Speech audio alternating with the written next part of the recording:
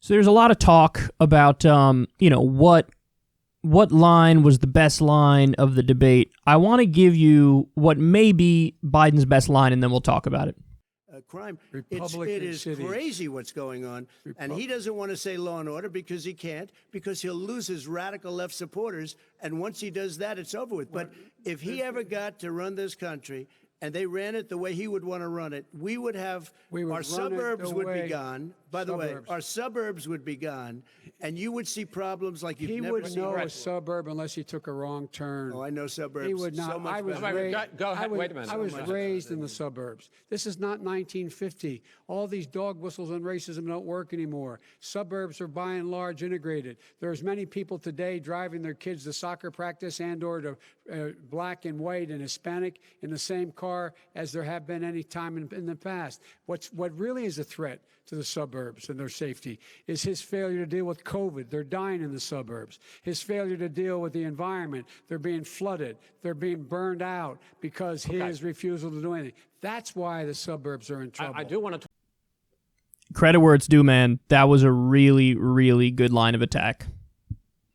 So Trump is trying to portray himself as like the law and order guy, the guy who's going to stand up for suburbia. He always brings up like, oh, they want to build low-income housing in the suburbs, destroying your suburban American dream lifestyle. And it's like, we all know what you're doing there. Like, it's barely coded. Like, low-income housing is coming to the suburbs.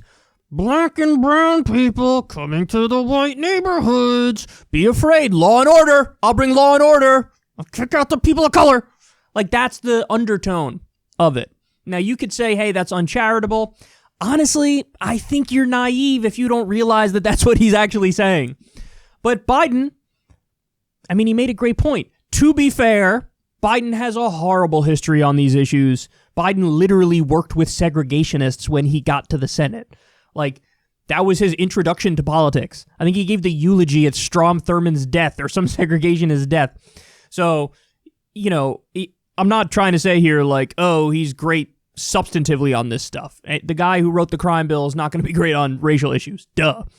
But having said that, this line of attack, he says, you wouldn't know the suburbs unless you took a wrong turn. I know the suburbs. I was raised in the suburbs. You're doing all these dog whistles. It's not 1950 anymore. The suburbs are largely integrated. And if you want to know the real threat to the suburbs, it's not like black people moving in. The real threat is COVID, which you're not getting under control. And I think, here's why I think this line is just so spot on. Trump has tried so hard to change the nature of the race and divert away from COVID and the 200,000 deaths and how it's just been a disaster through and through. And the issue he's chosen to focus on is, oh my God, rioting. Oh my God, protests. Oh my God, looting. Oh my God, what a mess. I'm going to bring law and order, and I'm going to protect you. That's the argument he's going with. How many deaths have there been as a result of the protests and even the rioting and the looting?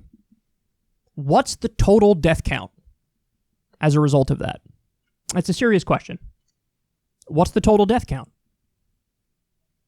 Now, compare whatever that number is to the 200,000 people dead as a result of COVID.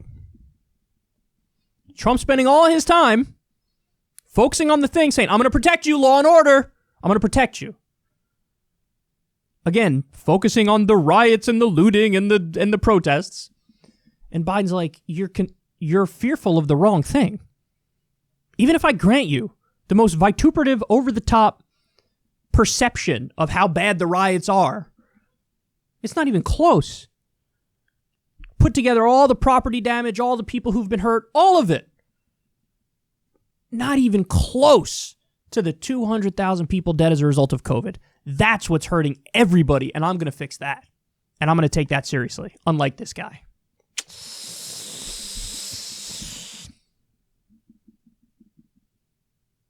Am I pounding the gavel? I'm close to pounding the gavel, bro. I'm close. I'm telling you, this is not 2016 right now. It is not. Biden is way more up on Trump than Hillary was. And these are good lines of attack, and Trump is kind of lost with his messaging. So I got it at 80% right now that Biden wins. It's almost a layup. Anything can happen. Things can change. I'll be the first one to tell you if I see a dynamic that shifts the race a little bit, but I think Trump really needed decisive debate wins. This was not that.